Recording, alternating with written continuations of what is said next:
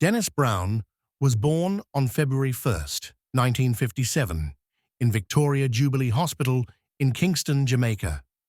His father, Arthur, was a scriptwriter, actor, and journalist. He grew up in a large tenement yard between North Street and King Street in Kingston, with his parents, 3 elder brothers, and a sister. Although his mother died in the 1960s, he began his singing career at the age of 9, while still at junior school, with an end-of-term concert, the first time he performed in public. Although he had been interested in music from an even earlier age, and as a youngster was a fan of American balladeers such as Brook Benton, Sam Cooke, Frank Sinatra, and Dean Martin. He cited Nat King Cole as one of his greatest early influences. He recorded more than 75 albums and was one of the pioneers of lovers rock. Bob Marley dubbed him the Crown Prince. On several occasions, Marley referred to Dennis Brown as his favorite reggae musician. Brown made beautiful music for 3 decades, and his career is seen as one of the most colorful ever in reggae. He grew up on Orange Street, the heart of the island's music scene, with most of the major recording studios a mere stone's throw away. As the stars and future hitmakers paraded by day and music pumped out of the studios, the child could not help but be entranced.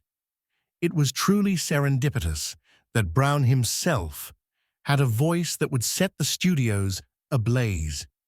Dennis Brown signed his first recording contract in the late 1960s with the legendary Clement Sir Coxsone Dodd of the Studio One label. His first hit and album, No Man is an Island, did well as an album with remarkable sale. During his lengthy career with Sir Coxsone as chief producer, Brown earned a reputation as a gifted talent, capable of performing a variety of different musical styles. He recorded another album with Dodd, If I Follow My Heart, before moving on to partnering with other studios for his musical productions. He developed a canon of musical work which resonated with the wider Jamaican population. According to Brown, his inspiration for writing was the Joseph's Way, deliverance through vision from all, true vibration. Dennis worked with many greats such as Byron Lee and the Dragonaires, Bob Marley, Coco T, Freddie McGregor, and many others. Dennis also worked alongside key producers of contemporary reggae and ska inclusive of Derek Harriott and Joe Gibbs. The upcoming Crown Prince was admired for his humility and excellent work ethic, always being prepared and making few mistakes when recording. International recognition was achieved with the release of several groundbreaking songs, such as Westbound Train, Cassandra, and Africa, while working with Niney, The Observer, Wholeness. It was also with Wholeness that he released his masterpiece, Here I Come, that would become his signature tune. From 1977 to 1983, Brown worked almost exclusively with legendary producer Joe Gibbs, releasing songs such as Visions, Words of Wisdom, Joseph's Coat of Many Colors, and Money in My Pocket. In 1983, Brown signed with the American label A&M Records, releasing 2 albums, Love Has Found Its Way and The Prophet Rides Again. Throughout the 1980s and 1990s, he performed regularly at the Montego Bay-based Reggae Sunsplash Festival. It is believed that Dennis Brown helped to shape Reggae Sunsplash, becoming one of the first performers of the festival in June 1978, joining headliners Jimmy Cliff, Third World, Inner Circle, Toots, and the Maytals. Arguably one of the most influential vocalists and recorded artists in Jamaican history, Dennis Brown promoted reggae music throughout the world with hit records and sold-out concert tours in almost every continent. Throughout the 1970s to the late 1990s, he influenced and mentored many new and upcoming artists such as Richie Stephens, Luciano, Junior Reid, Barrington Levy, to name a few. In addition to being a hard worker with over 78 albums, he was a soulful singer and talented songwriter who played the guitar and drums. His contribution to reggae was immeasurable, as his music was inspirational. Dennis Brown's music is highly regarded as a timeless legacy. Jamaicans everywhere continue to hail the Crown Prince of Reggae, Dennis Emmanuel Brown. He continued to record prolifically in the 1990s, notably on the Three Against War album in 1995 with Beenie Man and Tristan Palmer, and on albums produced by Mikey Bennett. And his profile in the United States was raised by a series of album releases on RAS Records. In the late 1990s, he was managed by Tommy Cowan, who contrasted Brown to Bob Marley, who he had also managed, stating, "Bob Marley was a serious businessman. I don't think Dennis was as serious when it came to investment. Dennis was like a community person. He would earn money, and in 1 hour, he would give it away."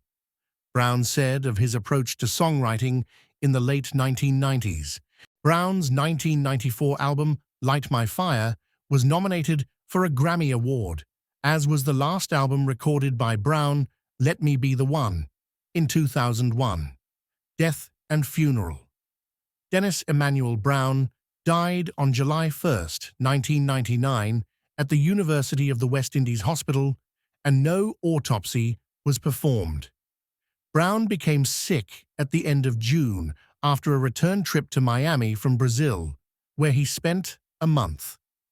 Although Brown never contracted any sickness in Brazil, many people that were with him caught a virus. Brown's brother Clark reported that Dennis was complaining of chills on the plane ride from Miami to Kingston, Jamaica. He checked into the hospital 7 days later, on June 30, 1999. Dennis Brown died the next morning. The media spread the news, and that Brown had died from lung failure related to pneumonia and heart failure. The funeral was held at the National Arena on July 17, 1999. The event, organized by his colleague and friend Freddie McGregor, became a 3.5-hour musical celebration of Brown's life.